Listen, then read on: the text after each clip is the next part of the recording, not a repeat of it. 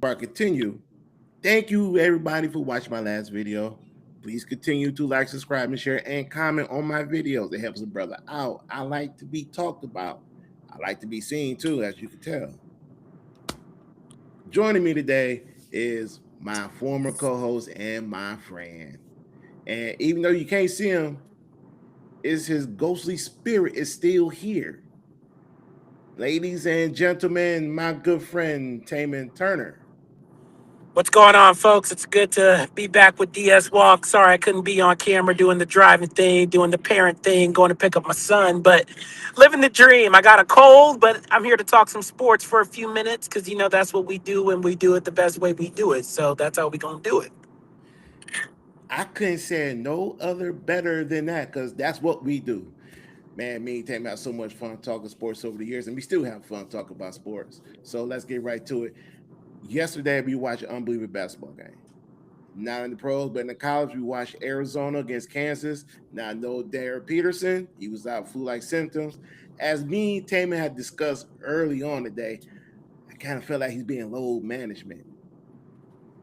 Or should I say he just didn't want to play yesterday, and that was the game he needed to play in. But nonetheless, Kansas beat Arizona, number one team in the nation against number 17 team. Taman, how big of a victory that was for Kansas? Well, look, we'll start off by saying, look, Arizona and Kansas are both phenomenal teams. Kansas ranked number 9, playing at Allen Fieldhouse, a legendary building where Kansas historically plays well. Going into this game, uh, Bill Self was 39-0 in his tenure on Big Monday on ESPN. So Yes, we knew yes. it was going to be a tough game for Arizona. And look, Arizona is still a phenomenal team. They led for the majority of this game, but for the final 9 minutes or so, they went on a stretch where they couldn't score. And look, Arizona was 23-0.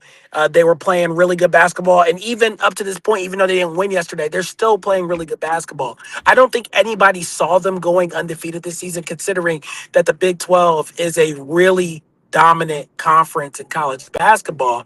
And if you think about it, it's very top heavy. And Kansas has been playing really well. They were on a 7-game win streak coming into last night. And despite not playing without Darren Peterson, look, that's not really shocking. Darren Peterson hasn't played a number of games this season, or there have been games where he didn't play, a good majority of a half, particularly the second half. So Kansas is used to playing without Darren Peterson. Bill Self has done a phenomenal job at coaching this season, not just with Darren Peterson, but without Darren Peterson. So I mean, Kansas got a big win. I think Arizona is going to be just fine. Tommy Lloyd said yesterday, the head coach of Arizona, he said that after the game that this is where the real season starts. Their season's just beginning. So I'm paraphrasing, but he said the season's just beginning. So their team's going to be ready. They rebound well. They're very physical. I know people have criticized them for not being able to shoot the 3-point ball well, and you can say that hurt them yesterday when they went on a stretch where they couldn't score, where Kansas was playing good defense. But the fact of the matter is that they're still 23-1. I think they're going to be fine. And for Kansas, they're a very dangerous team, particularly on the defensive end. Everybody gives a lot of talk to Darren Peterson. Understandably, he's a phenomenal player, but Melvin Council Jr. is a phenomenal player. I know he didn't shoot the ball necessarily well yesterday, but he has been a defensive juggernaut. Flory Badunga, who is going to be a really good player, particularly in the NBA, I think he'll be a solid player. He plays well defensively. He had a good game last night. I think Kansas is going to be a tough team to play in the NCAA tournament. And if Darren Peterson is there, that only makes them tougher. Yes. Floyd Beduga had 23 points and 10 rebounds. He said I think he's like one of the best defensive centers in basketball, in college basketball. The guy's a rebounder and a shot blocker. He kind of reminds me of Joe Embiid, just where he plays defense down on the pedigree side, because Joe Embiid, when he was in college, everybody knew he was be the number one pick. But this young man stays healthy, and if he decides to go pro with it this year, next year, to my opinion, he'll be a top 10 pick. The young man is good. I seen the way he played yesterday. I was shocked for a while because the way he was dominating the basketball game. Melvin Council Jr., like you said, 6 for 25, 23 points though. Those guys stepped up when Darren Peterson wasn't there. Actually, they've been doing this all season when Peterson didn't play. I always say this, Taman, with a team like Kansas and Duke and North Carolina, when they lose early in the season, I don't worry about it because at the end of the day, they're going to be there. I mean, look, yeah. Listen, Kansas is a good team led by Bill Self. The Big 12 is a phenomenal conference. Look, Duke, and UConn suffering losses. I'm not too worried about them. I think they're going to be fine.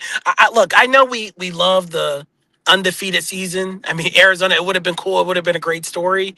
But look, this is you got some really, really good teams in that top 10, not just I mean, you mentioned Duke, but like, look, you got Duke, you got Kansas, you got UConn, you got Arizona, you got Iowa State, you got UConn. I mean, you got Houston. I mean, you've got some really good teams in that top 10.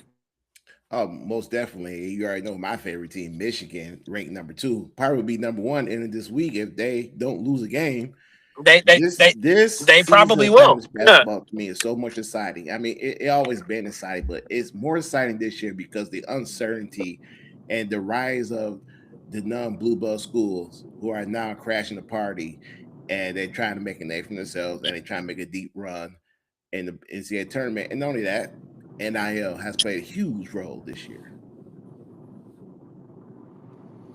Yeah, I mean, look, to start off, Michigan's a phenomenal team. I just realized I didn't mention them when I brought up that top 10, but yeah, they're a phenomenal team, and it's going to be a juggernaut once the Yeah, go NCAA ahead. tournament hits. Obviously, you only get one shot, but it's going to be fun to see what happens as February goes through when we enter into March. Yes, yes, man, and as quiet as kept, I know Tamer wants. I know Tamer will say it around tournament time. I am pulling for Hofstra so they can make the tournament. I don't feel very confident about that, but as everyone knows, if you listen, I love Hofstra, Roll Pride, but if Hofstra can't make it, I'm going to go with my sister's alma mater. I love UConn. I've been a Husky fan since I was a kid, so I know they lost to St. John's on Saturday, but UConn, they'll be all right. Yeah, of course, of course.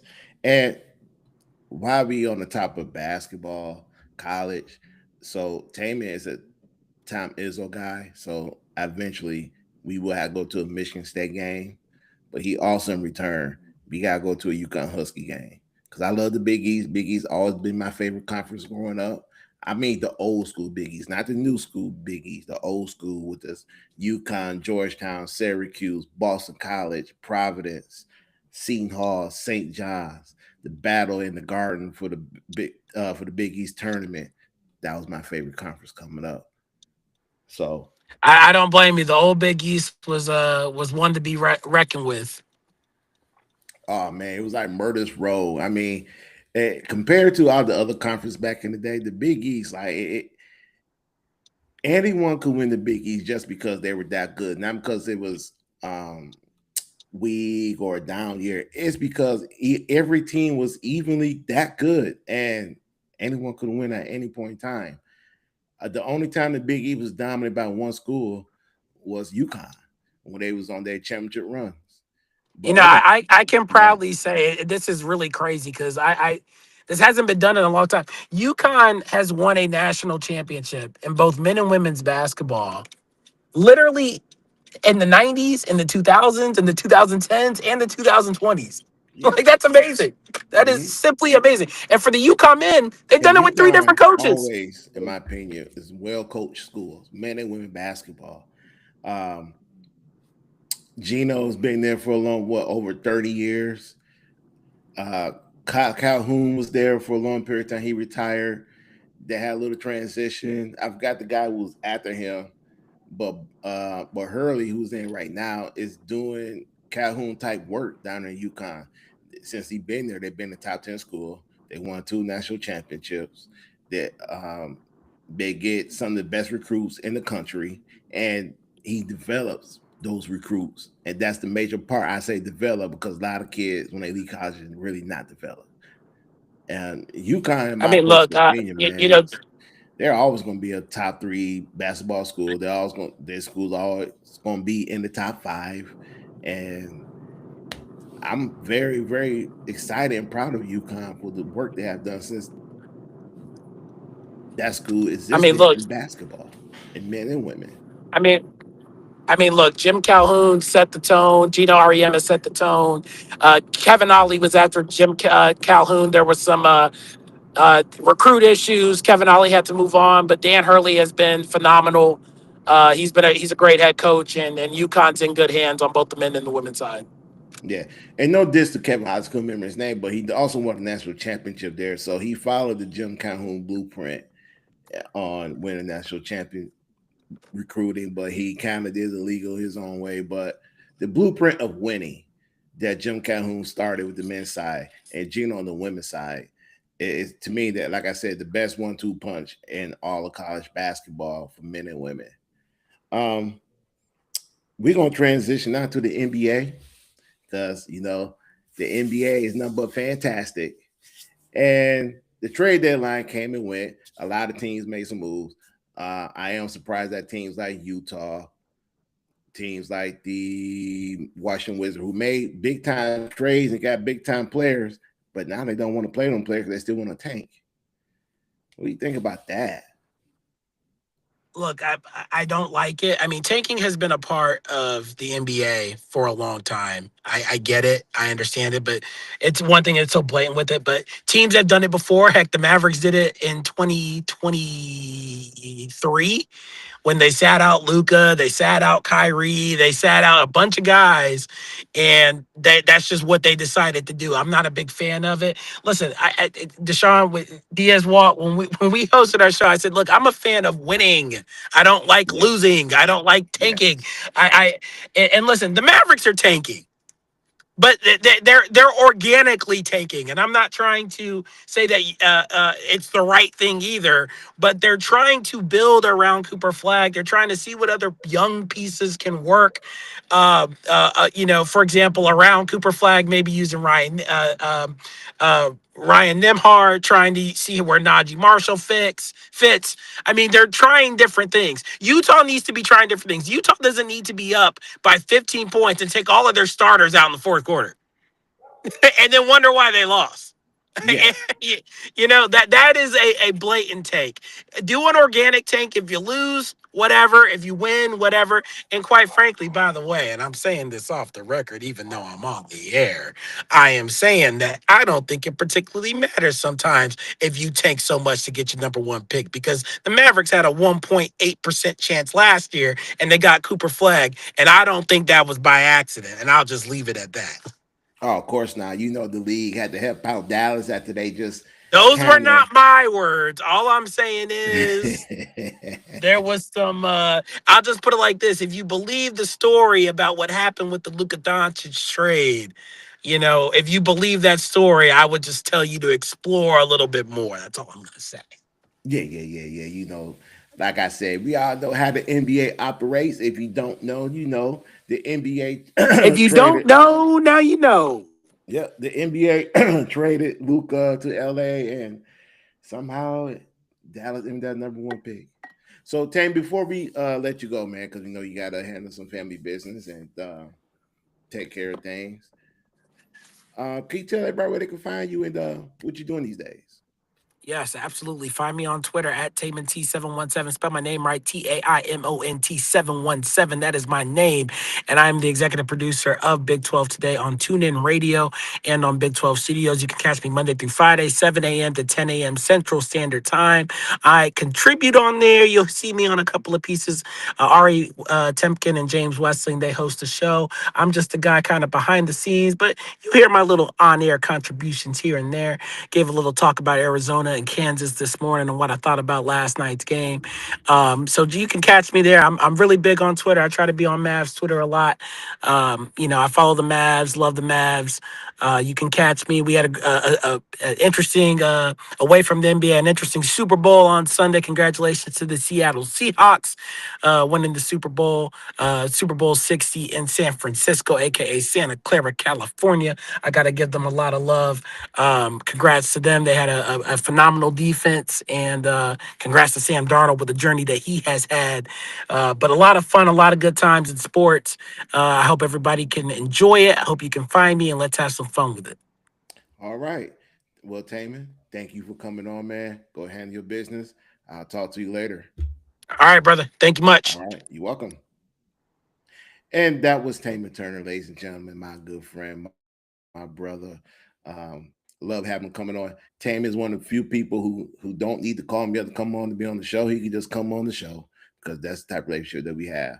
And just to piggyback on a few things he said, and before I could continue with the tanking, number one, congratulations to the Seattle Seahawks for winning the Super Bowl. They finally got their revenge on the Patriots. And I know I got some Patriot fans out there, and they're probably sitting there wondering what happened. What happened is y'all got stumped out. That's what happened. Y'all ran into one of the best defenses in the NFL, the top defense in the NFL. And with you guys, I want you to answer this question for me. During that performance, during the Super Bowl, do you think that the Seattle Seahawks defense will go down as one of the best in NFL history for their performance in the Super Bowl? Because I think so. Anytime you hold a team scores for 3 quarters and dominate the way you did, even though the 3 quarter it was 9-0, but really there was no threat of the Patriots doing anything, that's some hell of a good team defense. Shout out to Seattle. Number two, that halftime show was amazing. One of the best ever. One of the most viewed ever, over 140 plus viewed by Bad Bunny doing this thing at the Super Bowl halftime show. And if you didn't like it, that's your opinion. But if you love it, you understood the message, you understood the assignment, you understood what he was talking about. It didn't matter if he sung it in Spanish, he could sing that to do his performance in English. It was a message behind everything. And congratulations to Bad Bunny putting on one of the best performances at the Super Bowl. And hopefully down the road that he'll make another appearance at the Super Bowl. Now back to the tanking. Tanking right now is so bad that it's making the league look bad. When you have 3 to 4 or 5 teams bluntly taking so that they can get a high pick, get a top 3 pick, because this draft is deep. Well, a lot of these teams don't understand that this draft is so deep that 1 through 30, you will get a good player. You will probably get a franchise player. It You got the Pacers, you got the Jazz, you got the Wizards, you got the Mavericks. I'm I'm quite sure. I will say New Orleans Pelicans, but fortunately they can't tank and they suck. They can't tank because if they lose, continue to lose, they'll make their odds a lot better for Atlanta Hawks to land the first round pick this year. Adam Silver has tried to do little work here and there trying to fix the tanking situation in the NBA. He has tried and he has failed. Teams find loopholes to continue the tanking. Or some team, if you like Utah Jazz, you don't give a damn about the tank, about the rules. You just won't tank. If Adam Silver really serious about solving tanking in his own league, he gonna have to take some serious matters. And look, if that includes taking away draft picks, because the fines don't matter. Fines do not matter. If you want to take away draft picks or you want to even the odds out for every 30 teams on landing the first round pick, do it. Just go ahead and do it. Because maybe this will solve the tanking situation. And if that don't work, just get rid of the draft in general. Because this is pathetic. I understand that in the past, we OKC tanked for about 5, 6 years, and now they're a great team. The Pistons tanked for 3, 4 years, and now they're a good team. The San Antonio Spurs have tanked for some 3 to 4 or 5 years, and now they're a up and coming very good team, young team. 3 young teams who had tanked, and now they have turned the corner. So when teams like Utah, who was tanking around that time, and when you see Utah, and now you see The Pacers, because they lost Tyrese Haliburton. Now they're tanking. When teams see the teams of the past who got younger and now those young talent has blossomed, now they want to do it. It's just a bad look. It's just a really bad look. The NBA has to address that. I don't know about you guys, but yesterday it was an exciting Monday because I seen a fight in Charlotte. There was a fight in Minnesota, and that Charlotte fight with the Pistons and the Hornets. JD, uh, Musa, Miles Bridges, and Isaiah Stewart. Stewart's my guy. I don't care what nobody say. Isaiah Stewart is my guy. If I ever got into a fight, I want Stewart on my team because he's seen JD was going to, in my personal opinion, JD had everything under control. But Miles Bridges just want some more smoke. He just wants to smoke. And Isaiah looked on the bench and he seen really that's getting handled the way that it should. Isaiah Stewart ran off the bench because he seen his brother needed some help. He didn't need the help, but he ran off that bench and he aimed for Miles Bridges. And he was trying to get my man, trying to knock his head off. He got a couple shots in where Miles had his head down, but Miles Bridges squared up on Stewart. I was begging, like, yo, get out the way. Let this fight happen. We got to see it. I am tired of seeing all these guys want to be friends on the damn court all the time. Let's get physical. The Detroit Pistons is a physical basketball team. They're going to piss you off. They're going to challenge your manhood, and that's exactly what happened. Jalen Duren was killing, excuse my language, he was manhandling Masua. Masua kept following him because he can't handle JD. JD is a grown man. That's a young man with a grown man's body. And he kept following him. He couldn't handle JD. They headbutted. JD took his hand and mushed his face. When he did that, my man went crazy swinging. He was trying to get at JD like he was trying to get at those chicken nuggets. He was crazy swinging. Mad love for that, man. I mean, it's about damn time we see some physicality. It's about time we see some fights. Look, I'm not an advocate of violence. I'm just tired of everybody being buddy, and then once somebody get physical with somebody else, nothing happen. No. I want to see some fights in the NBA. All right. Nobody doesn't have to be friends. Let's get physical out there. The Detroit Pistons are a physical team. I just said they're going to challenge your manhood. They're going to challenge you.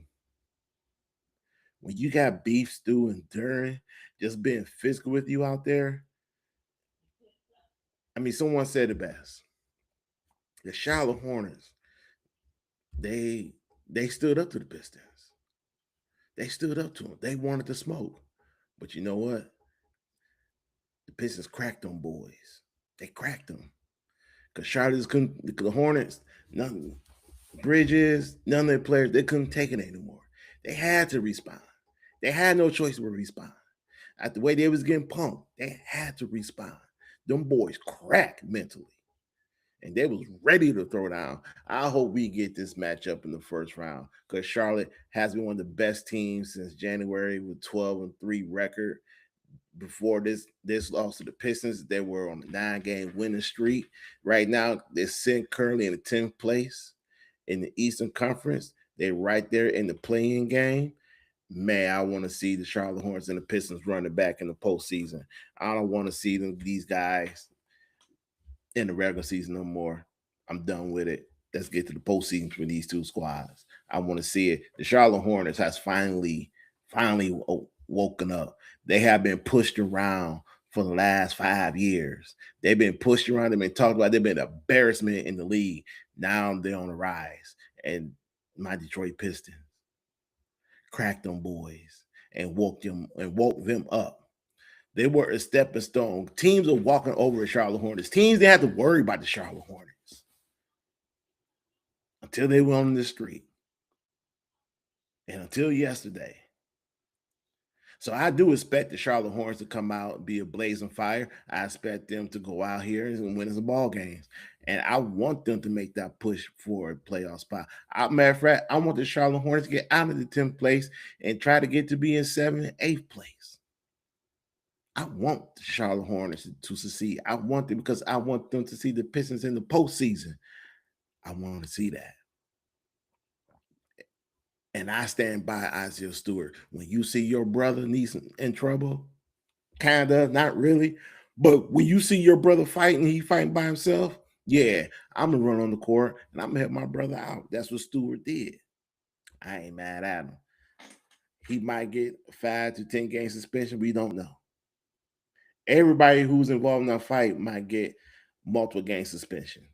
We don't know. But at the end of the day, I enjoyed it. Now, the one in Minnesota, they were just grabbing each other. But you know what? It's all good. It's all good.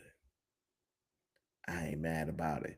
Because to me, when I see those type of physical games, it just kind of remind me that the playoffs are right around the corner.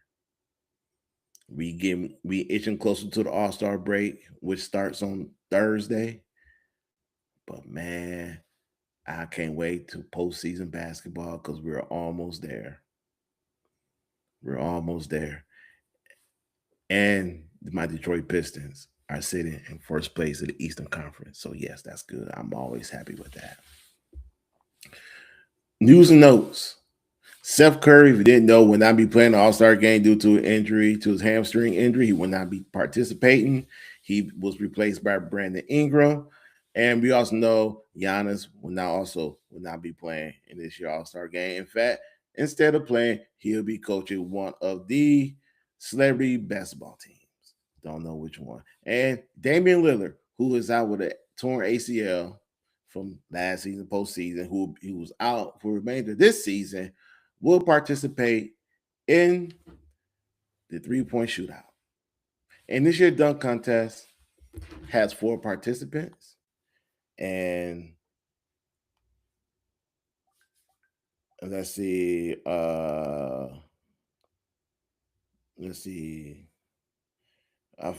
know one of them is Stephen Castle.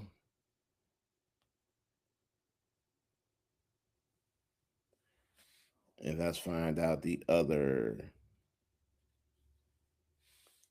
The field would include newcomers Carter Bryant of the San Antonio Spurs, Jackson Hayes of Los Angeles Lakers, Keisha Johnson of the Miami Heat, and Jace Richardson of the Orlando Magic. So there won't be no Stephen Castle. Got that wrong, but hey, this contest will present 4 new guys who has never participated in the dunk contest in the last few years, but it should be exciting. It should be exciting. And also, let's see who is participating in the 3-point shootout.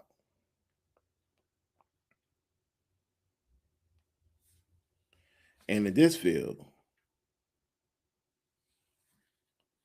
I told you it would be Tyrese Maxey, Devin Booker, Donovan Mitchell, and Damian Lillard. Also competing, because those are the headliners also, who also be joining them, Norman Powell, Bobby Portis, Jamal Murray, and Con Canupo. So the 3-point contest should be very interesting. Now, if I'm going to pick someone who's going to win it, I'm going to go with Devin Booker. He's my pick to win it. And the dunk contest, I'm going to go with Jace Richardson. I'm going to go Booker going up against Con Canupo.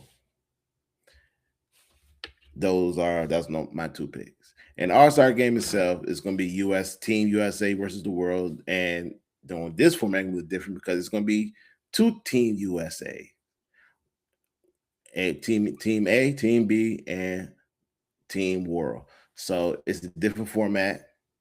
It's gonna be different. I don't know why the NBA is doing this. They should just have Team USA versus the world. We don't need two Team USAs because we don't have two teams of the world. But this is what they're going through. This is what they want. So let's hope that this is success. If not, then we're going right back to the drawing board. And of course, we also gonna get the State of the Union from the commissioner talking about the Clippers and their investigation, the gambling situation, expansion, and just the basic boring stuff that you guys don't find boring. I'm gonna find interesting. But not only that, the All-Star festivities, everything will be held down in Los Angeles, California. I did Tua Dome, home to Los Angeles Clippers. There's gonna be a lot of celebrities, a lot of ball players. It's gonna be everybody in one arena coming together, having a good time. And I wish I was there to see it. But fortunately, I would be at home like everybody else watching. So with that said, make sure you guys tune in to the NBA All-Star game, All-Star weekend. It should be very enjoyable. And thank you for watching my show. And make sure you like, subscribe to my YouTube channel, which is DS Walks Double Drill Podcast. I want to thank you guys for coming on. Thank you to my guest, Tama Turner. Thank you, everybody. Peace.